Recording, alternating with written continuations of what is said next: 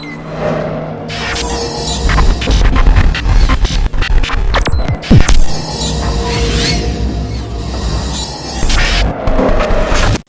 I'm so excited because today we have Andrew Greer here, and Andrew Greer is a musician, a podcaster, as well as an Amazon TV host, and I'm so excited to hear more about his life's adventures as well as his career in music, and so give it up for Andrew Greer. Yeah! Thanks, JT. Good to be here with you. Yeah, well, in Nashville. Yes, in Nashville, finally. We have met before, but this time being able to spend time together and learn more about each other's stories is something I'm really excited about. Yeah, so. Me too. It's always better in person, right? Yeah. Always better than the old Zoom call. Yeah. So tell me about your music career. How did you, what pushed you to get into music, and what was the reasoning you got into music? Yeah, music has always been a fundamental heartbeat for me, just a foundation from where I'm inspired, where I feel passionate about life or connect with God or connect with others. It seems like it's always been through the thread of music from the time I was a child. And really, from a spiritual perspective, if I look all the way back to when I was a kid, and I grew up in church, I grew up in Texas, and in a kind of traditional church setting and all that, and loved church, but I didn't necessarily know how to speak to God. I wasn't a great prayer. I didn't love to journal. Quiet time and that kind of focused devotional time was always difficult for me, but music provided this really open line to God, at least for me. Every time, piano was my first instrument, so every time I feel like when I pressed my fingers to those keys, it was like suddenly an open pipeline to God, to having a conversation with Him, even though I didn't know all the words to say, and I still don't know, as a 37-year-old adult who's lived a lot more life now than when I was 7 or 8 years old, right? Mm-hmm. Has a lot more experience, a lot more perspective, and yet I still come to the table wondering what I even have to offer, wondering what I even have to speak. So music has always been the language by which I felt confident or felt just more comfortable speaking to God. So my mom was a classical organist and is a phenomenal musician, and she taught my brothers and me piano, and I was the only one who really latched on. My dad used to say, please stop playing the piano, not out of discouragement, but I'd really been playing for hours, so I just loved music. And that took me to Nashville to go to college at Belmont University with a music degree. And then from there, music has continued to be a thread, whether it be through records, through songwriting, or even now the work that I do more as a host and a journalist is still threaded and themed by music. So I can't imagine life without music now, and I sure hope life, whatever it looks like in the bigger eternal context, I sure hope music is a soundtrack for all of it. That's awesome. Well, in my life experiences, you said how your connection with music was your connection with, with the Lord and Holy Spirit.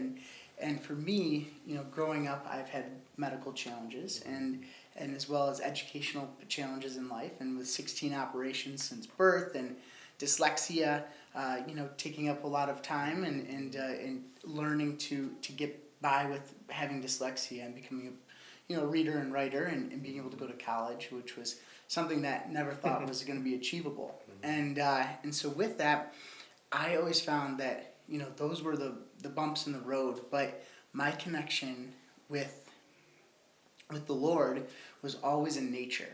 And so I love, being able to be in nature, go backpacking, hiking, skiing, any kind of water sports, which I know we both share a passion for water sports too. So so it's and nature. Cool. I think a lot of people who are in the arts, who are in creative fields, who are writers, who are musicians, find a great deal of inspiration through nature. And no matter what their belief system is, no matter if they find themselves believing or subscribing to God through Jesus or through some other religion, nature is real foundational for our spiritual life and for inspiring us in our creativity. So I can definitely connect with you there to be in nature. Big backpacker, much of my 20s. I've slowed down in my 30s. I've decided I really like a long day hike, and then I like a really clean hotel bed. So that's, and then we'll do it again the next day. But anyway, I think nature and music, just to tie those things together, really are hitting a very similar spot inside of us. Yeah. Now, when you are writing music, my question is like, you tying nature into it is, a lot of people go out and say they're writing a book or they're, doing something creative in the creative space. They spend that time in nature and it inspires them. When I know, since you're a songwriter, is that something that you do, and is that something that you have done for some of your creative work?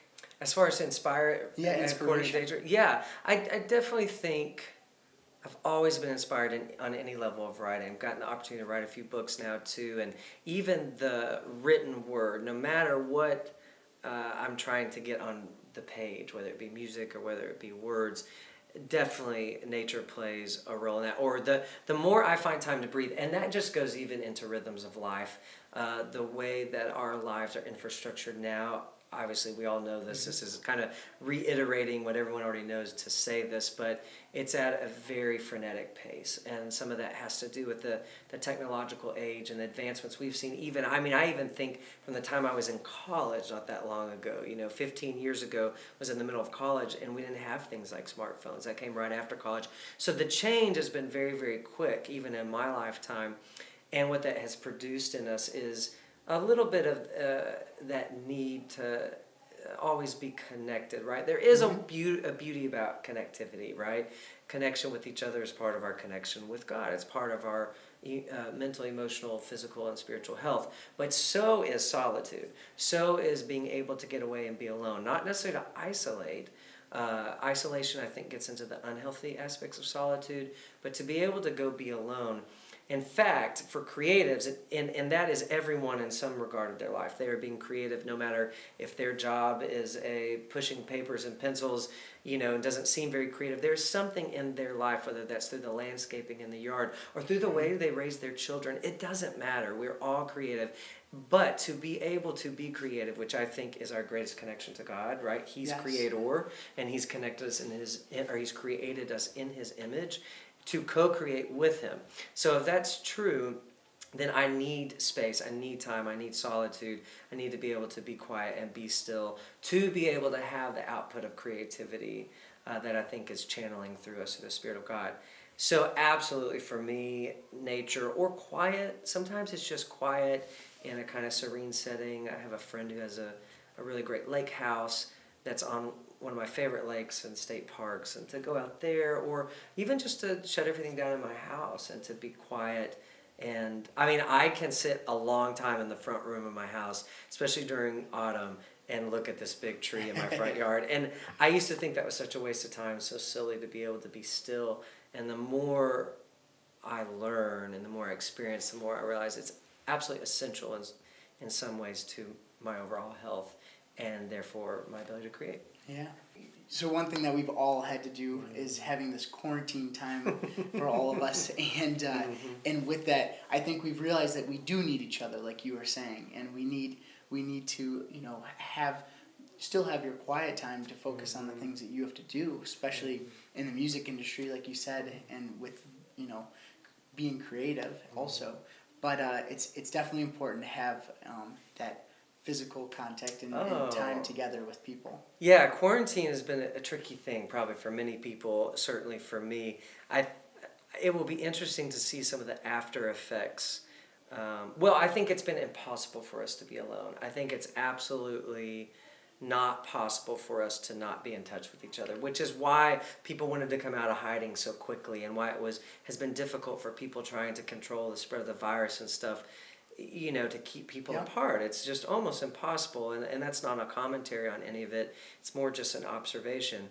But I also think it could be extremely diminishing to our humanity, detrimental to our health, to not be in touch with each other. And more than being touched in this way, phone or FaceTime on devices, but to actually be right here, knee to knee with one another, and see each other's eyes and facial expressions. I just think it's so important because we're more alike, right, than we are different, no matter who we are.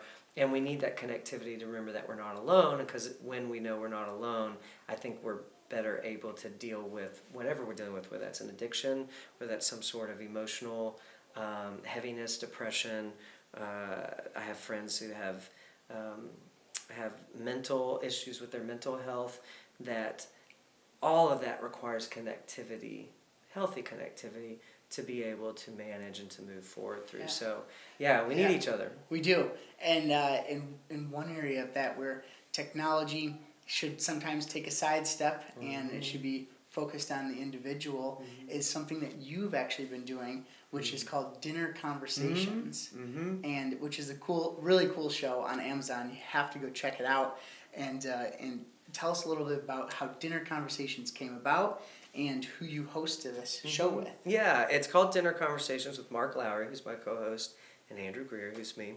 And it's an Amazon Prime show, and it started out kind of as a podcast, and then it turned into this more television offering.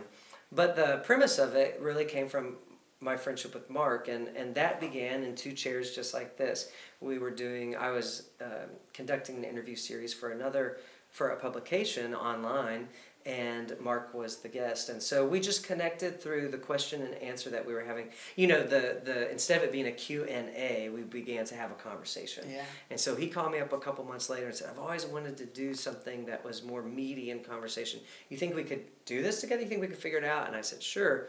And he said, "And I love food. And food is where we both connect, and many people connect with people over meal times, right? The food is secondary, really, to the communion that is going on. And so we always say a good conversation our communion begins with a good conversation, and good conversation starts where? Around the table. So that's the idea. We invite all these guests in. We've had so many different people.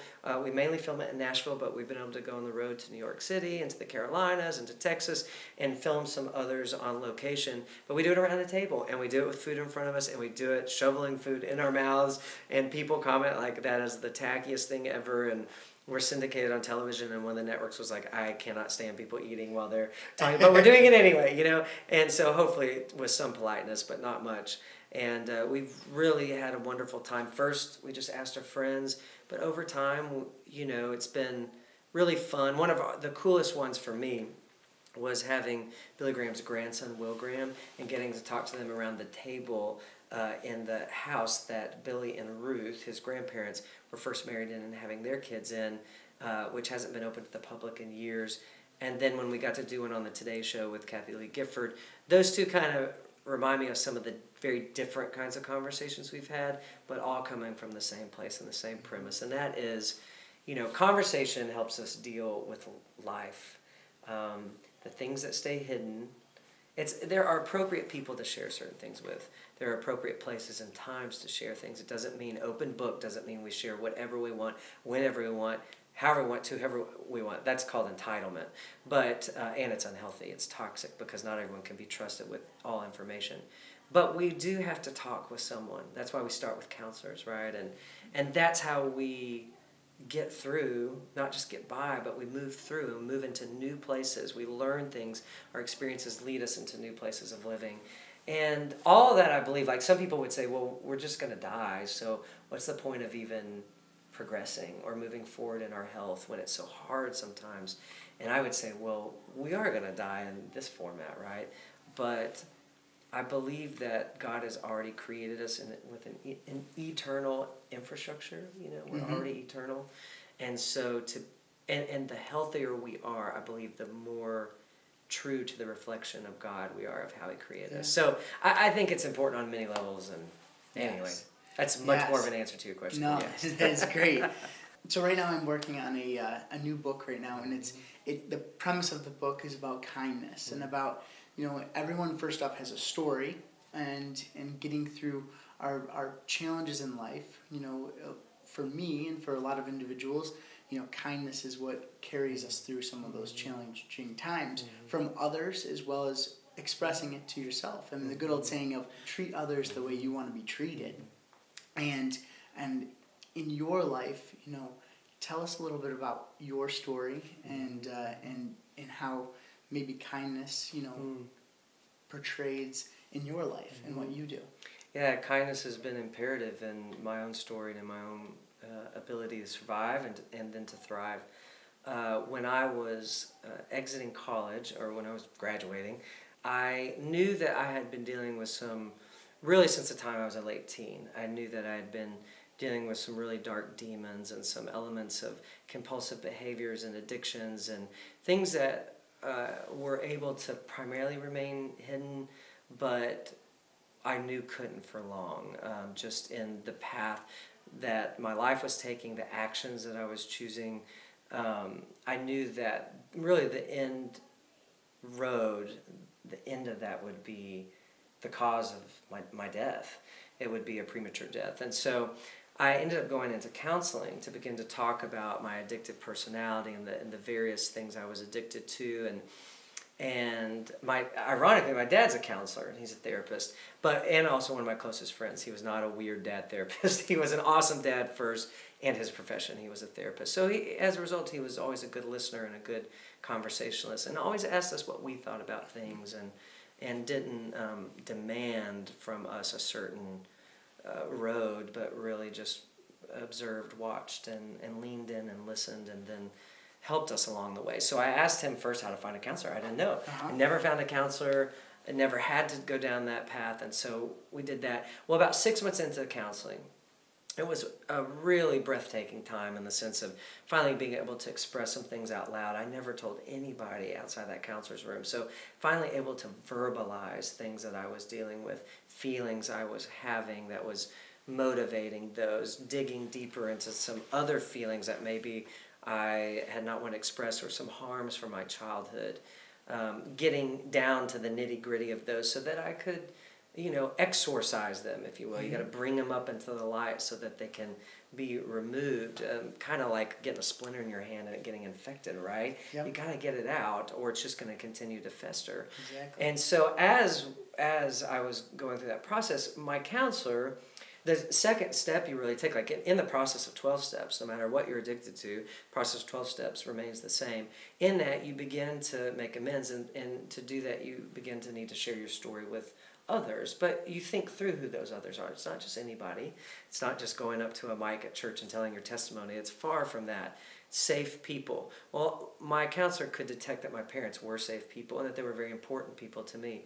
So I was going home for Christmas to Texas from Nashville, and he said, why don't you consider talking to your parents about some of the details of your story?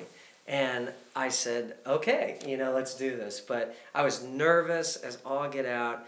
And I remember calling my dad, who's so great, and was like, hey, when I get home, when I get to my parents' house, when I get there, I just have got to talk to you about what I'm going through in counseling, and I want to do it right away so we can get out of the way, right? Yeah. And he was like, great, I'll fire up some cups of hot chocolate. Like he was so into it, right?